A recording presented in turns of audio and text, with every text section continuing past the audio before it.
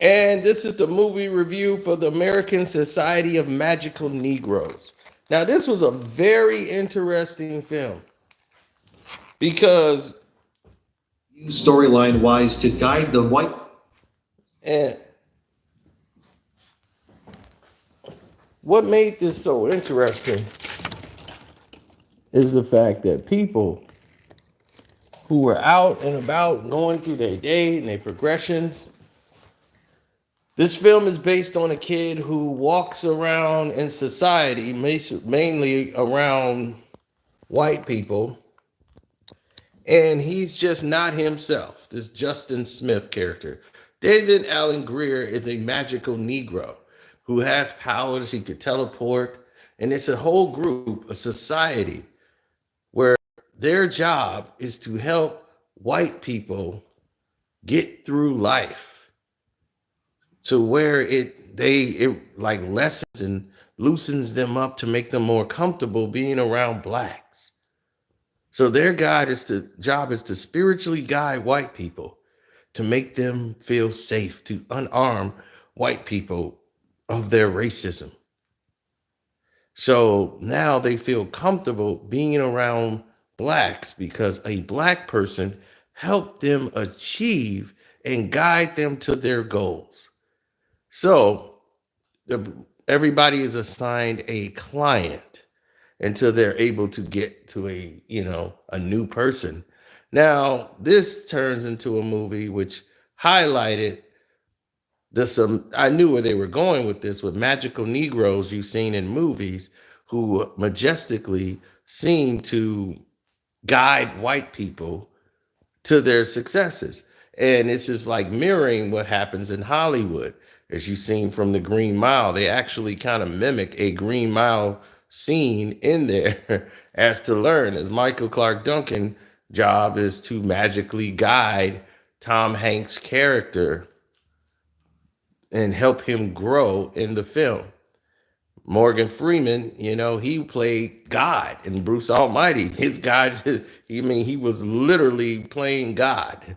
So his job was to guide Jim Carrey's character, through his progressions. So for years, black characters have played this type of role to help the white characters succeed in life and in film and everything that they wanted to do. I said, okay, this is an interesting plot. Let's see where this goes. The movie turns from that to a very powerful performance by David Allen Greer, who fell in love just like this guy. This turns into a mixed guy, Justin Smith, who's been chosen personally by David Allen Greer to fall in love with a white woman who's mixed. She's part Asian and white or whatever, but he's in love with her, and this white guy comes in and interferes at the job he was working in, and now he wants the girl. But him and the girl kind of got a chemistry, but this guy is client, and he doesn't really like this white guy, and the white guy's like, hey, help me get this chick. And so now his job is to help guide this white guy to prominence. He got to hook him up with this girl. That's his job, is to help the client. This white guy's his first client, and this is hard for him to close because he can't give up on the white girl. So this turns into a foolish romantic movie that could have actually had some promise to it. Then it turns into a joke and gets way more stupid as the film goes on, till you don't even care about this guy. He just sounds like a whiny, complainy little bitch by the time the movie comes to the conclusion. You don't even like the ending. I feel like I don't exist. I feel like, that I don't know, I was not able to express myself before. I'm like, well, that sounds like a you problem. That don't sound like the white guy's problem. The white guy was actually right. I never said that. I just said, we're talking about diversity today. So what does that mean? We're talking about diversity. I kind of feel forget the semantics. I kind of feel that that's like, okay, I'm only here because you're talking about diversity because I'm black. So now that's why I'm here. So like, no, I just said we're talking about diversity today. Like, why are you taking it someplace else? That's what we're talking about in here today. Diversity. That's just the facts. I never said you're here because you're black. Just said the topic today is diversity. The guy was telling the truth. And this guy was having an episode where he was having his race moment. I've never been able to say and speak up for myself. I didn't know if I deserved to live until today. I'm like, well, that sounds like some personal problems that this movie is totally going another route and shouldn't be on this track at all. It's totally lost its identity. So now it's all effed up. So I'm seeing it as a whole different film altogether.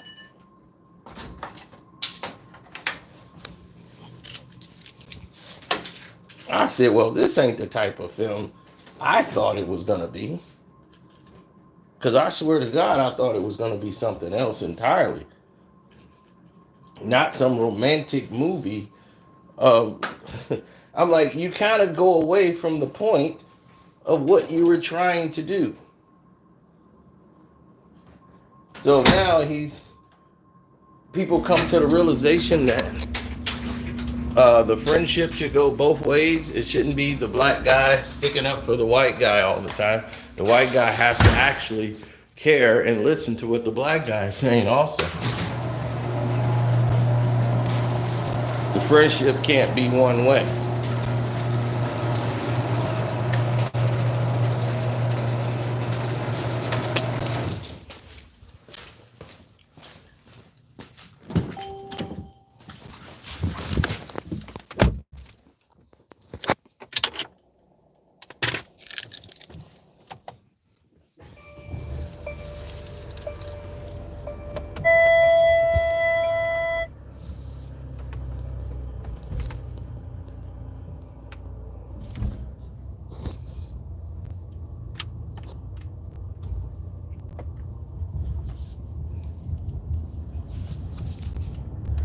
Well, it's just like that.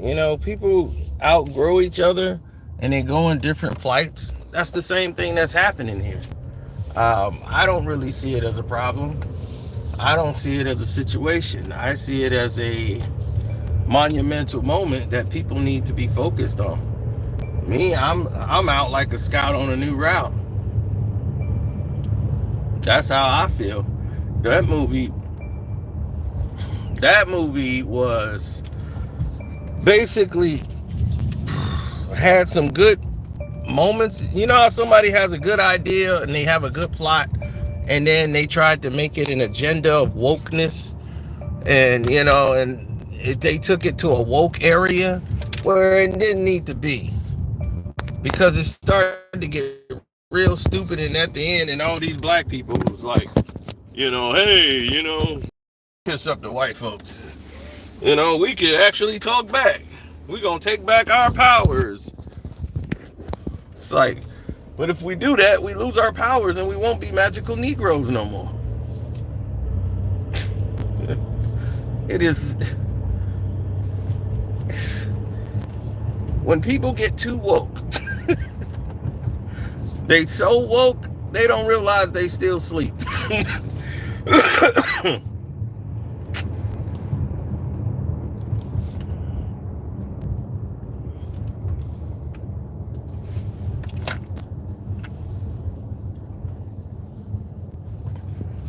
Here's the news. Justin Smith is the new pincushion boy in Hollywood.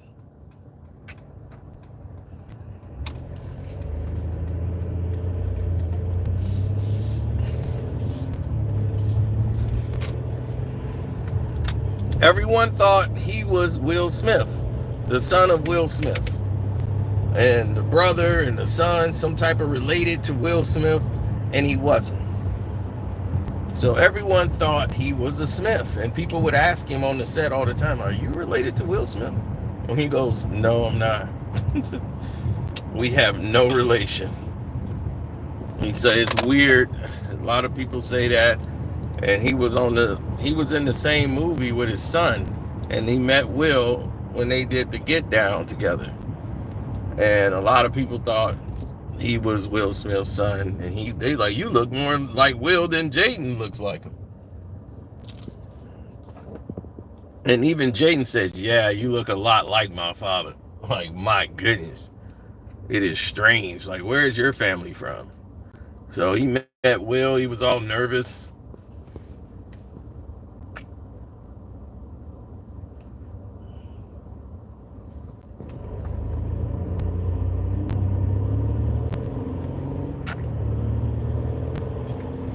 Well, unfortunately, too much emphasis on trying to draw people in. They're trying to draw people in with this wokeness during the election year, because that's the agenda, is to get these movies out now, strum up the people's attention during the woke on this wake agenda. But the funny thing is, white people was in there watching this movie. It was more white people in there than blacks where I was at watching this. A movie about magical Negroes, and here come white people in there to watch it. It's crazy.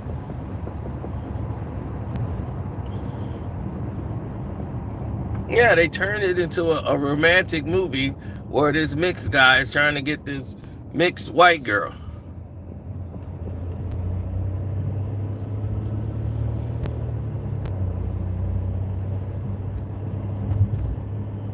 Woke.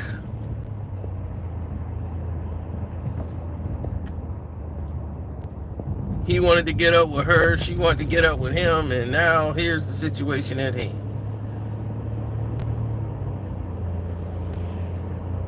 Then he flies her all the way to New York, takes her to the top of the building or whatever, but I'm gonna let y'all see it, and then y'all tell me what you think. I give it 2 stars out of 4. Started off with a nice premise, and then it just went left. They did not land the plane at all. The matter of fact, the plane was just crashed and burned halfway through the movie when they turned this into a romantic comedy that was not funny.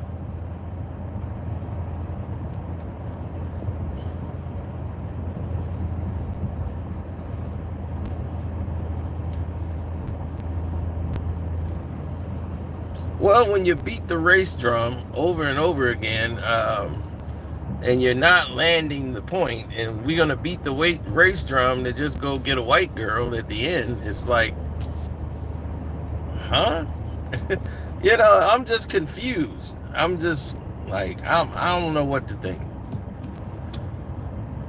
So we that's how it looked. It looked crazy.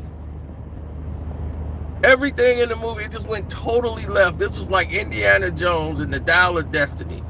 Everything, like, it went against everything the movie was about in the movie. I'm like, wait a minute. Indiana Jones easily gave this man the dial. The man did not put it in the museum. He wanted to keep it. He just knew he didn't destroy it. Then if he wanted to destroy it, he should have just let him destroy it right then and there. I'll destroy it. Give it to me. I promise to destroy it. And he gives it to him. But you just 5 minutes stopped him from destroying the dial. Which would have meant that was no movie. It would have been over. Dial's broken. Everything's gone to pieces. So that would be that. No movie. So you can't let them destroy it.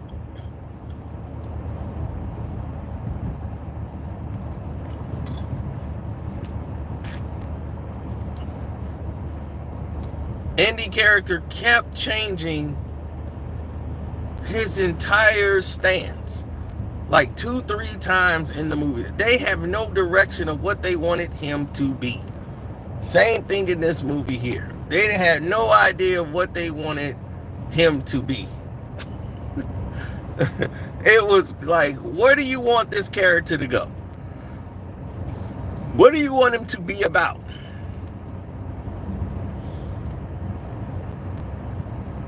I was stuck trying to figure out what the hell they're doing.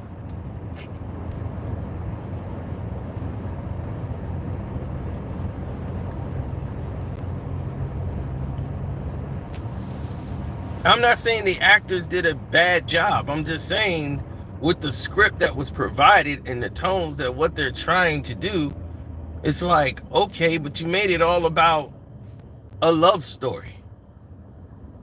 You know, and that's not, no.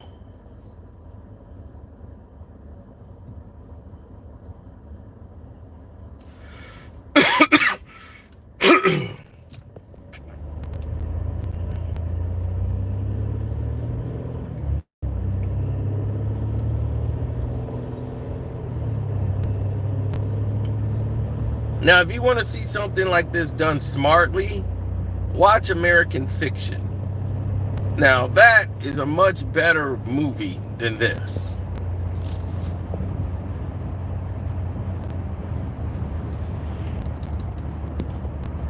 This is a good premise, poorly executed.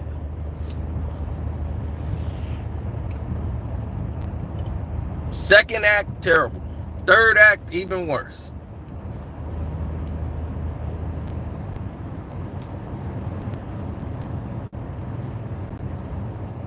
You're tuned out by the second act. You're tuned out.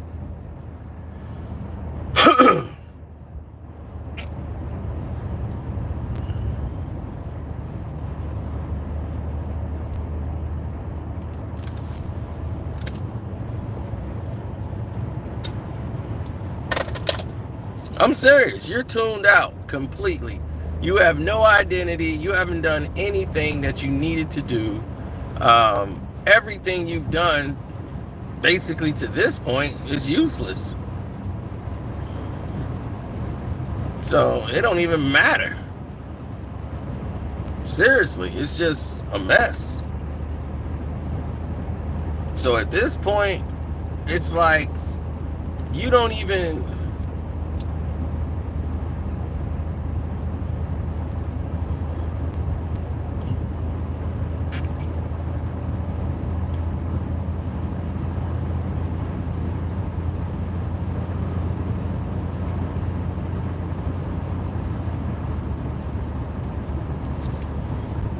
Yeah, it's going down.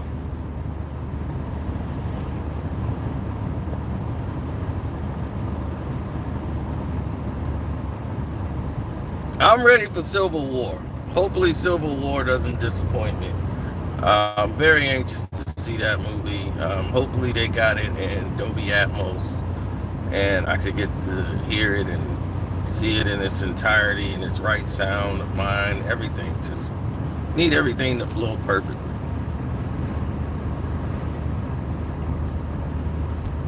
So what movie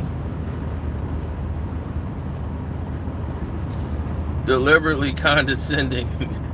Yeah, but the premise was okay. You know, if you listen to the first beginning premise, they're basically saying what you've been seeing around the world in movies and everything is how the black character basically guides the white person to their success. You know, and like that's like their job. Those guys are called magical negros. And they just have a society, a group, like it's a job that they do to guide white people, because that's how blacks are used in Hollywood. You know, they're used to promote and push the white character. You know, you look at Kyrie Irving, his job is to promote and push Luka Doncic to greatness. Kyrie hit a beautiful left hand game winner today, right?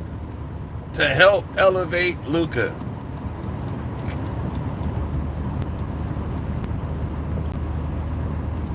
So the premise has always been around building up the white characters using black characters, like in the Green Mile. to build up Tom Hanks, they had the black character who they had to execute, who they knew was innocent and had special powers and everything, could heal people, took the cancer out of Tom Hanks, saved his life, and they still put electricity right through his damn body. The Green Mile.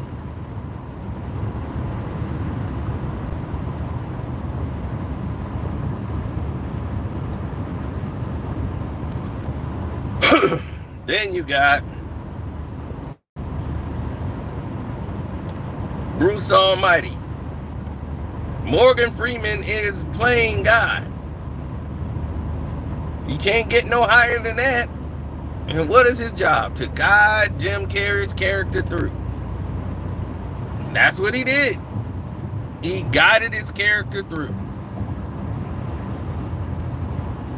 So in this movie, the magical Negroes, their job is to guide white people through. But unfortunately, this guy falls in love with this white girl who's half white and part Hispanic or Asian or something. So this white guy at the job wants to date her, and then they say, well, that's your assignment. So you got to hook him up with that girl. He's like, but I liked her first. And then, of course, Justin, plays the same role he always plays, an unsure of himself guy who's kind of awkward and weird,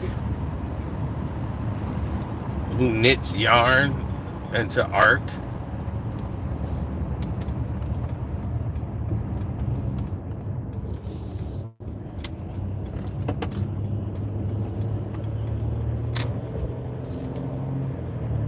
Right, a passive-aggressive Negro who finally gets his voice to say something to white people. And it's like, I'm tired, and this is the first time I'm finally able to have my moment, and I want to talk to you how I want to talk to you, because I want to say, I didn't like what you said there. I didn't like it. It's like, okay, I'm not racist. It's not about you. It's about how I feel. Okay?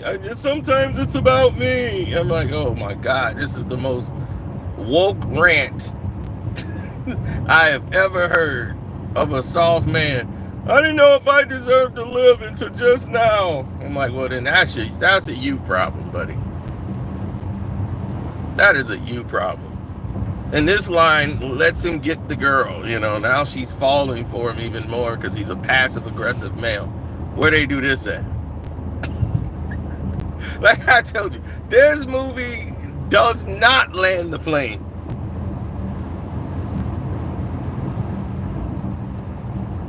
I'm like, this dude acts like a bitch and get the bitch?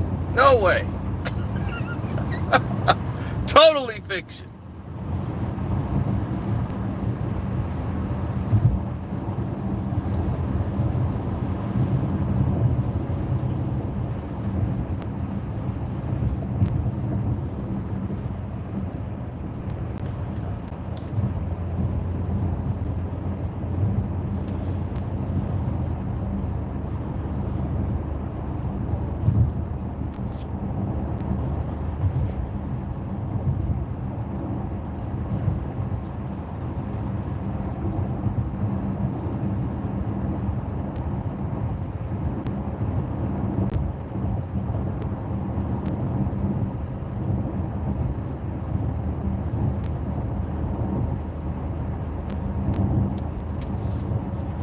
Well, what it was is trying to race bait and make a woke movie to keep blacks mad at whites.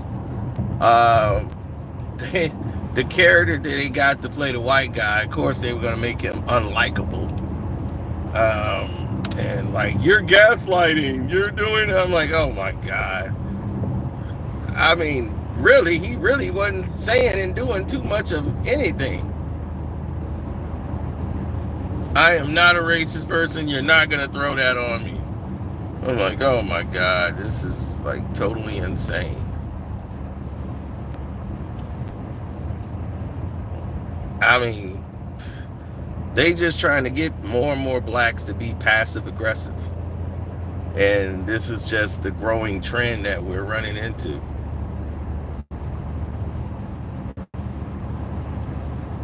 Hollywood is promoting that more and more. We need to get all this testosterone out of Hollywood. Wrong. You need more. It's not enough of it. Why is only white people allowed to be with testosterone?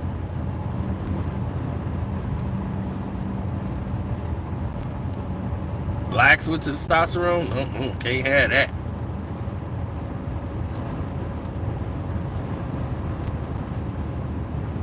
Now that's what the movie should have been about. They should have had Testosterone Brother. Let him get in there. Teaching these passive aggressive blacks how to be real black men. That's what they need. I need to write that movie. Call it Passive Aggressive Blackmail. Be welcome to the school of being a black male.